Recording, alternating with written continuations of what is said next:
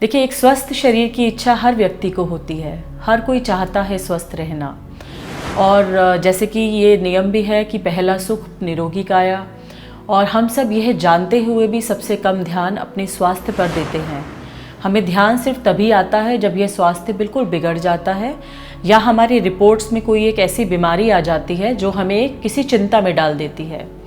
तो हम बात करेंगे कि हम अपना इम्यूनिटी सिस्टम प्रकृति के द्वारा कैसे बढ़ाएं। अब देखिए, इम्यूनिटी सिस्टम बढ़ाने के लिए हमें अपने शरीर के हर अंग को स्वस्थ रखना पड़ेगा। अंग स्वस्थ रखने के लिए अगर हम अपने शरीर को 3 भागों में बांट लें, हम यहाँ से लेके छाती तक का हिस्सा, उससे लेके पेडू तक का हिस्सा और फिर उसके नीचे तक के हिस्से को अगर हम बांट लें तो हमारी बॉडी में स्पेसिफिक ऑर्गन्स हैं। अगर हम ऊपर के हिस्से की बात करें तो हम नाक, कान और आँखों की बात सबसे पहले करते हैं, जिनकी क्लिनजिंग के लिए प्राकृतिक चिकित्सा में बहुत सी थेरेपीज़ हैं। देखिए, हम रबड़ नीति कराते हैं। रबड़ नीति या सूत्र नीति आप कह सकते हैं। एक रस्सी होती है जिस पर मोम लिपटा होता है, उसे हम नाक से डालेंगे और मुंह से बाहर निकालेंगे और फिर उसको ऐसे करके अंदर से घर्षण करेंगे ताकि आपके नाक में जमा मैल अच्छे से बाहर निकल जाए और आप बहुत अच्छे से सांस ले सकें। दूसरी चीज़ है, आँखों के लिए हम आई वॉश करते हैं, जिसमें आप 1 कप पानी में त्रिफला रात को भिगोएं और सुबह उसको 3-4 बार एक महीन कपड़े में छानकर आँखों पर छींटा मार सकते हैं। इससे आँखों की बहुत अच्छी धुलाई हो जाती है।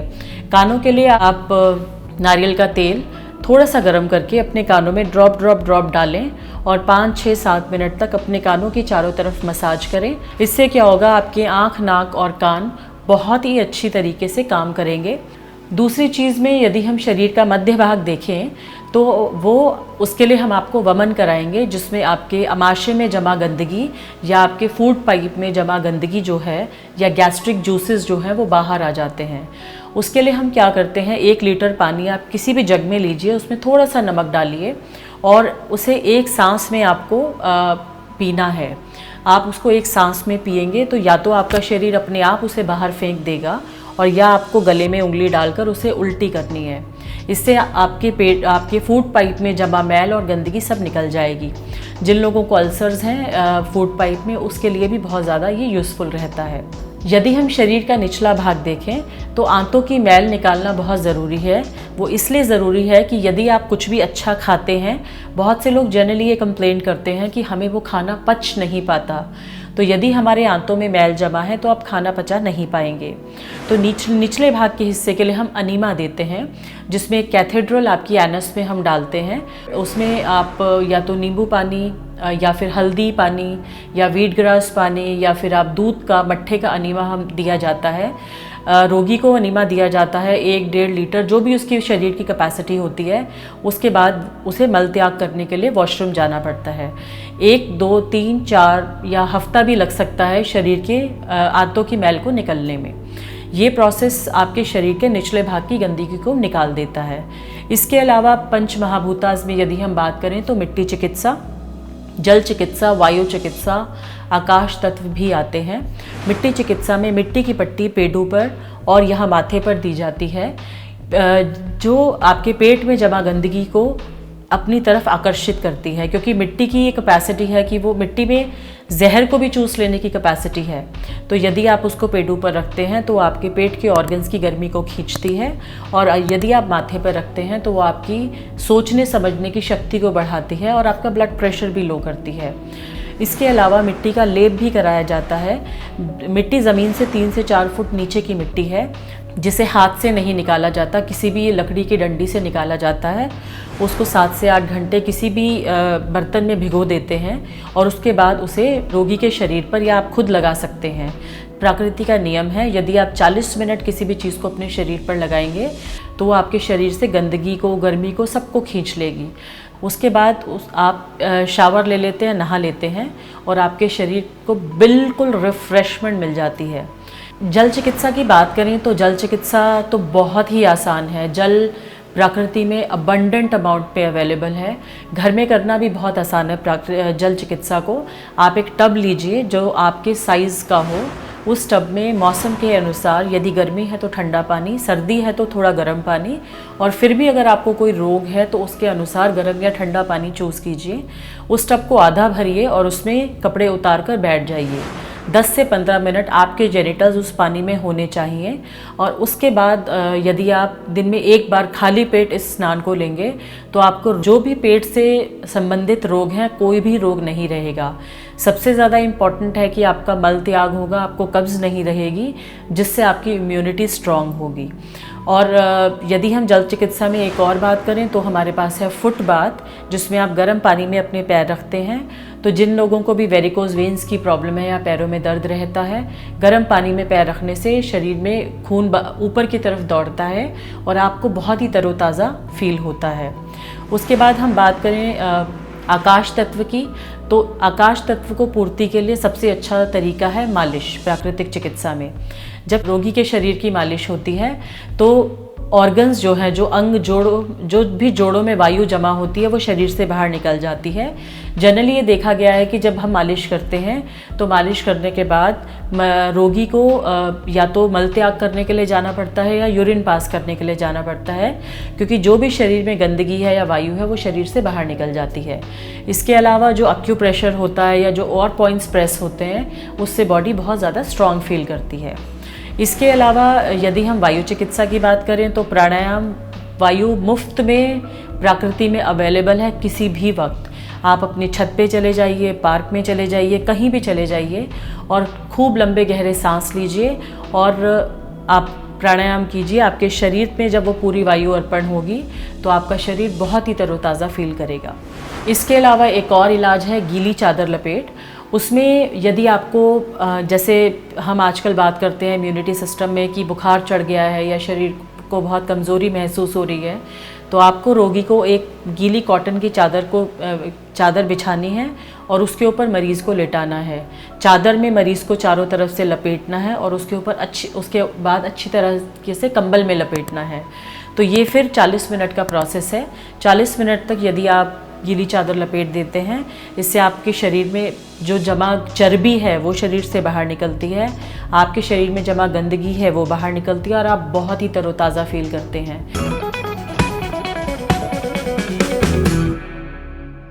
अगर बात करें हम आहार की तो ये बहुत ही आसान है। सुबह, दोपहर, शाम हमने बांधा हुआ है कि हमें 3 बार खाना खाना है। सबसे पहले आपको 3 बार खाना खाने के लिए समझना ज़रूरी है कि कितने बजे उठें। आपको सूर्य उगने से पहले उठना है ताकि आप 7 से 9 बजे जो सुबह अमावस्या का समय है उस वक्त कुछ खा लें। कुछ खाने का अर्थ है कि आप या तो थोड़े से ड्राई फ्रूट्स खा लें या सिर्फ फ्रूट्स खा लें या आप स्प्राउट्स खा लें। उसके 2 घंटे बाद आप नारियल पानी ले सकते हैं। उसके 2 घंटे बाद आप फल या सैलेड या छाछ ले सकते हैं। उसके बाद जो आपका लंच टाइम आएगा उसमें सलाद प्लेट भर के सब्ज़ी, कोई भी सीजनल सब्ज़ी जो बनती है वो लीजिए। उसके साथ आप छाछ ले सकते हैं या दही ले सकते हैं। अगर रोटी की ज़रूरत लगे तो वो लीजिए, नहीं तो नहीं। जब मन सोचे खाऊं या ना खाऊं तो हमेशा सोचें ना खाऊं। उसके बाद शाम का जो समय है 4 या 5 बजे का समय, जो आपको लगता है टी टाइम है, उस वक्त आप मखाना ले सकते हैं, चना गुड़ ले सकते हैं। इस मौसम के लिए तो ये बहुत ही ज़्यादा यूज़फुल है। और रात का खाना जो 7 बजे का समय है, सूप लीजिए या बहुत सारी सब्जियों को मिक्स करके स्टीम करके खाइए। ये आपका बेस्ट भोजन है। यदि आप इसको फॉलो करते हैं तो एक दिन यदि आप थोड़ा सा गरिष्ठ भी खा लेंगे तो हमारा शरीर उसको बहुत जल्दी एक्सेप्ट कर लेगा और बैलेंस कर लेगा। तो प्रकृति से जुड़कर आप हमेशा स्वस्थ ही रहेंगे। ये हमेशा आपको फ़ायदा ही पहुंचाती है, कभी कोई नुकसान नहीं पहुंचाती। और जो भी फ़ायदा प्रकृति से होगा वो हमेशा एक परमानेंट इलाज होगा, कोई सप्रेशन नहीं है। It is a permanent treatment. तो दोस्तों, ये थी एक्सपर्ट एडवाइस और अब डालते हैं एक नज़र आज की थेरेपीज पर। इम्यून सिस्टम के लिए थेरेपी।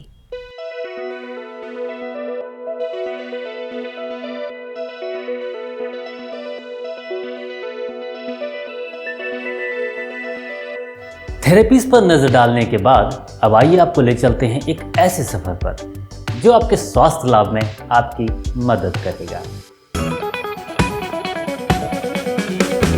इम्यून सिस्टम के लिए उपयोगी फूड मंत्रा। केला स्वास्थ्य के लिए लाभकारी होता है। केले में आयरन, मैग्नीशियम और पोटेशियम भरपूर मात्रा में पाए जाते हैं, जो सेहत के लिए महत्वपूर्ण है। ये तत्व शरीर में इम्यूनिटी बढ़ाने का काम करते हैं। तुलसी एंटी इन्फ्लेमेटरी गुणों से भरपूर होती है। इसके सेवन से शरीर कई तरह की बीमारियों से लड़ने में सक्षम हो जाता है। आयुष मंत्रालय ने भी तुलसी के उपयोग को शरीर की इम्यूनिटी बढ़ाने वाला बताया है।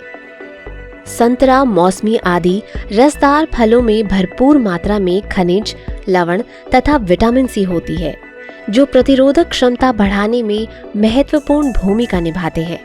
आप चाहें तो फल खाएं या रस निकालकर सेवन करें।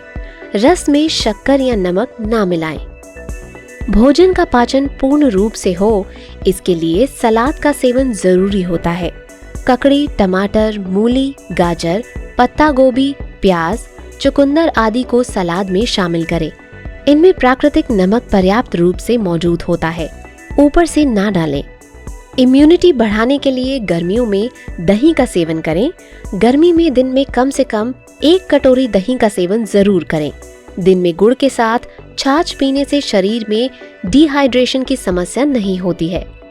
गेहूं, जवार, बाजरा, मक्का जैसे अनाज का सेवन चोकर सहित करें।